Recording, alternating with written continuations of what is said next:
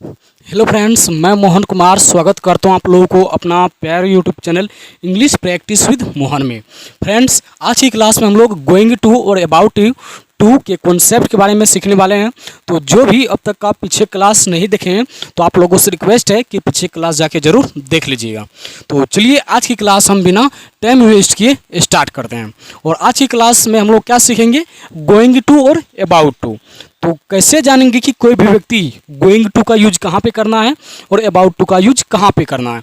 तो जब भी किसी को बोलना होगा कि कोई भी काम को करने वाले हैं, मतलब कोई भी एक्शन को करने वाला है, करने वाले हैं, करने वाली है, तो उन सभी सेंटेंस को बनाने के लिए हम लोग गोइंग टू और अबाउट टू का यूज करते हैं। और ये गोइंग टू और अबाउट टू में क्या अंतर है ये हम लोग समझेंगे। और सबसे पहले तो हम लोगों को ये क्लियर करना पड़ेगा, ये कन्फर्म करना पड़ेगा कि इसका यूज कितना टेंस में होता है। तो इसका भी यूज जैसे कि एबल टू का यूज था, फॉन्ड ऑफ का यूज था, यानी तीनों टेंस में यूज होता था। तो ठीक इसी प्रकार गोइंग टू और अबाउट टू का यूज भी तीनों टेंस में किया जाता है, जो कि प्रेजेंट में होता है, उसके बाद पास्ट में भी, उसके बाद फ्यूचर में भी। गोइंग टू और अबाउट टू का यूज तीनों टेंस में किया जाता है। प्रेजेंट में ईजेएमआर के साथ, और लास्ट में हिंदी सेंटेंस में है रहेगा, है, हूँ, है, यही सभी। और पास्ट में वाज वर आएंगे पास्ट में। अच्छा, वर को हम क्या करते हैं, ये नीचे लिख देते हैं यहाँ पे, वाज वर का यूज। और फ्यूचर में इसमें भी क्या होता है, विल बी का यूज किया जाता है। इसमें गोइंग टू और अबाउट टू में भी गोइंग टू और अबाउट टू का यूज तीनों टेंस में किया जाता है, प्रेजेंट, पास्ट और फ्यूचर। और ये जिस तरह का सेंटेंस प्रेजेंट का रहेगा यहाँ पे है रहेगा, और पास्ट में था, थी, थे रहेंगे सेंटेंस की कोडिंग, और फ्यूचर में गागे गी, जो कि काफ़ी आसान है, आप लोगों को पता भी होगा। और इसी को हम लोग शॉर्टकट में यूज करते हैं। ईजेएम आर के बाद टू लगा देते हैं, या वाज वर के बाद टू लगा, हम सेंटेंस लिखेंगे, स्ट्रक्चर बनाएंगे, तो हम वहाँ पे आप लोगों को समझा देंगे। यानी बी फॉर्म अगर हम यहाँ पे लिखना चाहे इसी को ऐसे भी लिख सकते हैं। अभी हम यहाँ पे लिख ही देते हैं ताकि बी फॉर्म प्लस टू, ये भी यहाँ पे लिख सकते हैं, बी फॉर्म प्लस टू, या फिर गोइंग टू, या फिर बी फॉर्म प्लस टू, ये भी यूज होता है। अब ये क्या लिखे हैं ये हमको आगे समझ में आएगा, जो कि अभी आप लोगों को समझ में नहीं आया होगा। हम जो लिखे बी फॉर्म में होता है ईजेएमआर, वाज वर, ये सभी आते हैं बी फॉर्म में, जो कि उसका भी यूज यहाँ पे किया जाता है, या फिर ये या फिर वो, ये तीनों एक ही है। हम सेंटेंस के माध्यम से काफ़ी अच्छा समझ जाएंगे। अभी हम लोग पहले क्या करते हैं, ये प्रेजेंट में ईजेएमआर के साथ इसका स्ट्रक्चर लिखते हैं। उसके बाद हम लोग जो है सेंटेंस के माध्यम से सभी पूरा कॉन्सेप्ट को जितना है और भी अच्छे से हम लोग समझेंगे। पहले हम क्या करते हैं, यहाँ पे स्ट्रक्चर लिखते हैं। आप लोग यहाँ पे ध्यान दीजिएगा। तो हम यहाँ पे स्ट्रक्चर पहले लिख देते हैं प्रेजेंट के लिए। तो इसमें क्या होगा, सब्जेक्ट की कोडिंग इज, एम और आर आएंगे। और कौन सा सब्जेक्ट के साथ ई जाता है, कौन सा सब्जेक्ट के साथ एम, कौन सा सब्जेक्ट के साथ आर, ये हम बता चुके हैं आप लोगों को। उसके बाद यहाँ पे हम गोइंग टू लिखेंगे, गोइंग टू, उसके बाद वर्ब वन, उसके बाद ऑब्जेक्ट। ये हुआ subject is am are, going to, verb one, object. हम इसी पे यानी गोइंग टू के जगह पे ही अबाउट टू लिख सकते हैं। और जहाँ पे हम गोइंग टू लिखे हैं उसी जगह पे हम बी फॉर्म प्लस टू भी लिख सकते हैं। बी फॉर्म मतलब ईजेएमआर या फिर वाज वर, वो सेंटेंस के कोडिंग, टेंस के कोडिंग। ये हुआ इसका पहला स्ट्रक्चर, अफर्मेटिव स्ट्रक्चर जिसे हम लोग बोलते हैं। और इसका दूसरा स्ट्रक्चर है नेगेटिव के लिए, क्या होगा, सब्जेक्ट इज या एम या फिर are plus not plus going to plus verb one plus object. ये हुआ इसका नेगेटिव स्ट्रक्चर। और इसका इंट्रोगेटिव स्ट्रक्चर क्या होगा, यहाँ पे जो ईजेएमआर है हम इसको पहले लिख देंगे, is am are plus subject plus going to verb one plus object. ये हुआ क्या चीज़, interrogative structure, is am are, subject, going to, verb one, object. अच्छा, हम यहाँ पे क्या बता रहे थे आप लोगों को कि गोइंग टू के जगह पे अबाउट टू लिख सकते हैं। तो ठीक इसी प्रकार से यहाँ पर भी गोइंग टू के जगह पे अबाउट टू लिख देंगे तो ये अबाउट टू का स्ट्रक्चर हो जाएगा, और गोइंग टू के जगह पे अबाउट टू लिख देंगे तो यहाँ पर भी ये अबाउट टू का, मतलब जहाँ जहाँ पे गोइंग टू है वहाँ पे हम अबाउट टू भी लिख सकते हैं। और ये गोइंग टू का यूज और अबाउट टू का यूज हम सेंटेंस के माध्यम से काफ़ी अच्छा से भी समझ लेते हैं। ये तीन स्ट्रक्चर जो भी बना लिए होंगे और जो भी समझ गए, वो आगे का सभी स्ट्रक्चर जो है वो आप लोग खुद से ही बना सकते हैं। और ये सभी हम पिछले क्लास में आप लोगों को बताए हैं कि कैसे स्ट्रक्चर बनता है, कैसे क्या होता है। तो चलिए हम यहाँ पे एक दो स्ट्रक्चर और लिख देते हैं। हम यहाँ पे एक स्ट्रक्चर मार्कर चलता नहीं, फिर भी हम यहाँ ब्लैक से ही लिख देते हैं, ये भी नहीं चलता।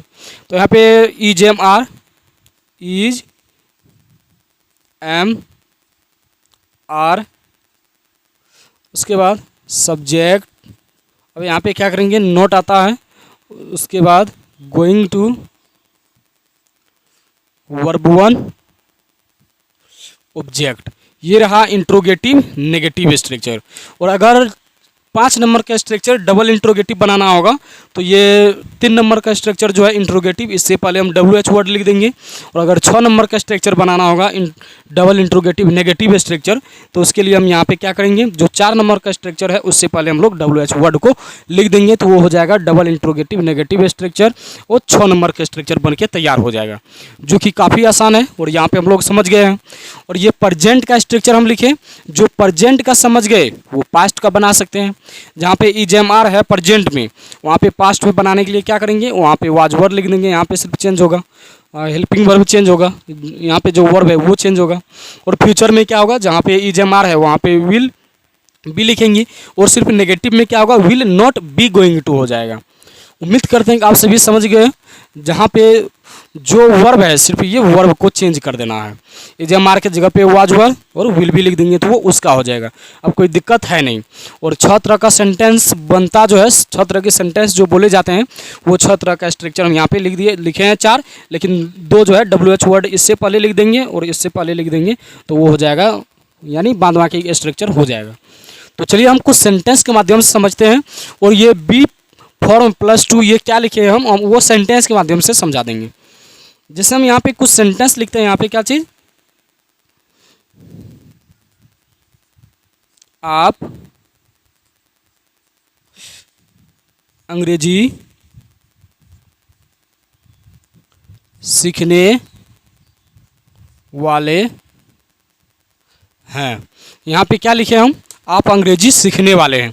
तो अभी हम क्या बताए थे, गोइंग टू, अबाउट टू, या फिर बी फॉर्म +2 का, यानी जिससे हम लोग ये इन्फिनेटिव, यानी 2 + वर्ब 1 को इन्फिनेटिव, ये सभी है यहाँ पे है। तो वो सभी ग्रामर का कॉन्सेप्ट है, उतना छोड़िए। अभी हम सिंपल भाषा में यहाँ पे आप लोग बताते हैं कि जब भी लास्ट में वाला है, वाली है, वाले हैं आएंगे तो उसके लिए हम गोइंग टू, अबाउट टू का यूज करेंगे या फिर इसका यूज करेंगे, जो कि अभी हम लोग समझेंगे। तो ये है प्रेजेंट में, और इसका भी यूज तीनों टेंस में होता है, प्रेजेंट में भी, पास्ट में भी और फ्यूचर में भी। तो ये सेंटेंस है प्रेजेंट का। प्रेजेंट का है तो प्रेजेंट का स्ट्रक्चर लगाएंगे। वही प्रेजेंट में भी 6 स्ट्रक्चर होता है। 6 स्ट्रक्चर में से कौन सा स्ट्रक्चर से बनाएंगे हम लोग, जो सेंटेंस है वो स्ट्रक्चर हम लोग लगाएंगे। सेंटेंस है अफर्मेटिव, तो हम यहाँ पे क्या करेंगे, अफर्मेटिव स्ट्रक्चर लगाएंगे। अफर्मेटिव स्ट्रक्चर क्या करता है, पहले सब्जेक्ट, और सब्जेक्ट है यहाँ पे आप, और आपका क्या होगा, यू। तो हम यहाँ पे क्या लिखें, यू लिखें। उसके बाद यू के साथ क्या आता है, इज एम आर में से आर, यू आर। उसके बाद यहाँ पे क्या है, गोइंग टू, तो हम क्या लिखेंगे, गोइंग टू। तो यहाँ पे इज एम आर के बाद गोइंग टू था तो गोइंग टू लिखे। उसके बाद वर्ब 1, और वर्ब है इसमें सीखना, और सीखना के लिए हम क्या लिखेंगे, यहाँ पे लर्न। वर्ब 1 क्या होता है, सीखना का, लर्न। उसके बाद यहाँ पे फिर ऑब्जेक्ट, ऑब्जेक्ट इसमें है अंग्रेजी, तो इसको हम क्या लिखेंगे, English. You are going to learn English, आप अंग्रेजी सीखने ही वाले हैं। अगर इसको ये बोलना पड़े, यहाँ पे ये क्या बोले, आप अंग्रेजी सीखने वाले हैं, you are going to learn English. अगर हम इसी सेंटेंस को इस तरह से बोल देते हैं, आप अंग्रेजी सीखने ही वाले हैं, मतलब अवश्य सीखने वाले हैं, आप अंग्रेजी जरूर सीखने वाले हैं। तो अगर उस तरह का सेंटेंस बोल दे तो वहाँ पे हम गोइंग टू के जगह पे वहीं पे हम लोग किसका यूज करते हैं, अबाउट टू का। उम्मीद करते हैं कि आप ये सभी कॉन्सेप्ट आप लोगों को क्लियर होगा। यानी अगर कोई भी काम करने ही वाले हैं, मतलब वो अवश्य करने वाले हैं, तुरंत तो करने वाले हैं, यानी कुछ ही पलों में करने वाले हैं, तो उन सभी सेंटेंस को बोलने के लिए हम लोग किसका यूज करेंगे? अबाउट टू का। और जो नॉर्मली करने वाले हैं, कभी करेंगे, तो उसके लिए हम लोग किसका यूज करेंगे? गोइंग टू का। तो उम्मीद करते हैं कि आप लोग समझ गए होंगे ये गोइंग टू और अबाउट टू क्या है। मतलब कोई भी काम नॉर्मली अगर करने वाले हैं तो उसके लिए हम लोग गोइंग टू का यूज करेंगे, वहाँ पे हम गोइंग टू लिखेंगे। और जहाँ पे ये रहेगा कि जरूर करने वाले हैं, मतलब कोई भी काम को करने ही वाले हैं, मतलब जरूर करने वाले हैं, तुरंत करने वाले हैं, तुरंत तुरंत का सेंस आएगा वहाँ पे, तो उसके लिए हम लोग किसका यूज करेंगे? अबाउट टू का। अब ये तो दोनों में क्लियर हो गया होगा। अब यहाँ पे हम इसको क्या बोले थे? Be form plus to. तो इसमें भी इजेमार वाजवर, इसमें भी तीनों टेंस में यूज किया जाता है। तो हम इसी सेंटेंस को इस तरह से बना सकते हैं, गोइंग टू के जगह पे हम दूसरा भी यूज कर सकते हैं, जिसे यू तो आएगा ही, उसके बाद ही आर तो आएगा ही, तो गोइंग को हटा करके हम डायरेक्ट टू भी लिख सकते हैं। You are to learn English, हम इसको इस तरह से भी बोल सकते हैं, learn English. You are to learn English, या फिर you are going to learn English, ये भी बोल सकते हैं। मतलब यहाँ पे इजम आर वाज वर्ब के तुरंत बाद टू भी आ सकता है। यहाँ पे क्या है, लेकिन is am are plus going to है, तो हम यहाँ पे गोइंग को हटा करके डायरेक्ट हम यहाँ पे इजेमार के बाद टू भी बोल सकते हैं, और वो सेंटेंस का मतलब एक ही होगा। जैसे हम कुछ सेंटेंस यहाँ पे हम बोल के आप लोगों को समझाते हैं, जैसे मैं पढ़ने वाला हूँ, तो इसको इस तरह से हम बना सकते हैं, I am going to read, I am going to read, मैं पढ़ने वाला हूँ।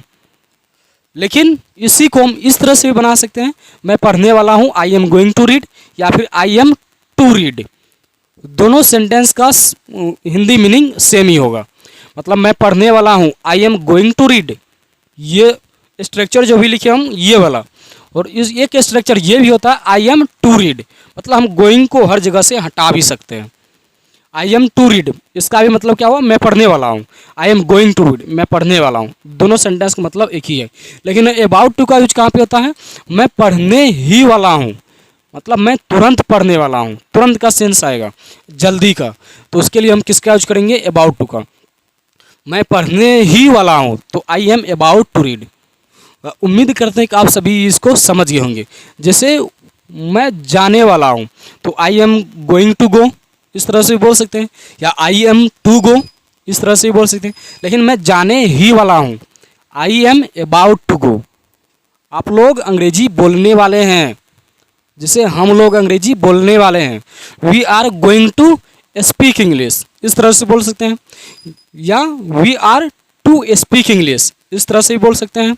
हम लोग अंग्रेजी बोलने वाले हैं, we are to speak English, या फिर we are going to speak English. लेकिन इसी को ऐसे बोलेंगे, हम लोग अंग्रेजी बोलने ही वाले हैं, मतलब तुरंत का सेंस जहाँ पाएगा, तो आप हम लोग किसका यूज करेंगे? अबाउट टू का। We are about to speak English, मतलब हम लोग अंग्रेजी बोलने ही वाले हैं। और जिस तरह का सेंटेंस रहेगा, अगर सेंटेंस अफर्मेटिव रहेगा तो अफर्मेटिव स्ट्रक्चर लगाएंगे, अगर सेंटेंस नेगेटिव रहेगा तो नेगेटिव स्ट्रक्चर से बनाएंगे, अगर सेंटेंस इंट्रोगेटिव रहेगा तो इंट्रोगेटिव स्ट्रक्चर से, यानी जिस तरह का स्ट्रक्चर रहेगा, सेंटेंस रहेगा, उस तरह के स्ट्रक्चर पे हम लोग बनाएंगे। और जिस टेंस का वाक्य रहेगा, सेंटेंस रहेगा, उस टेंस का स्ट्रक्चर लगाएंगे, और कोई दिक्कत है नहीं। और ये गोइंग टू और अबाउट टू और बी प्लस टू का, बी फॉर्म प्लस टू का कॉन्सेप्ट आप लोग उम्मीद करते हैं कि समझ गए कि कोई भी काम को करने वाले हैं, कोई भी काम को करने ही वाले हैं। ये सभी सेंटेंस को आप जो है काफ़ी आसानी से बना सकते हैं। तो ये रहा आज का क्लास और आज का कॉन्सेप्ट जो कि हम बता दिए हैं। और पास्ट में अगर यहाँ पे रहेगा सेंटेंस, जहाँ पे है लिखे हैं वहाँ पे था थी थे आ जाएंगे सेंटेंस के अकॉर्डिंग, और फ्यूचर में गागे गी आ जाएंगे। तो उम्मीद करते हैं कि ये सभी पूरा कॉन्सेप्ट को आप लोग समझ गए हैं। अब इसको सिर्फ हम लोग क्या करेंगे, एक नेक्स्ट क्लास में इसको जो है स्पीकिंग प्रैक्टिस करेंगे, ताकि इंग्लिश को हम लोग बोलने के लिए सीख पाए। यहाँ से हम तो सिर्फ कॉन्सेप्ट ही सिखा सकते हैं, आप लोग सीख भी सकते हैं, लेकिन हम इसको जो है स्पीकिंग प्रैक्टिस भी करेंगे ताकि हम लोग भी इंग्लिश को बोलने के लिए सीख सकते हैं, सीख पाए। तो आज की क्लास में इतना ही, मिलते हैं हम लोग नेक्स्ट क्लास में।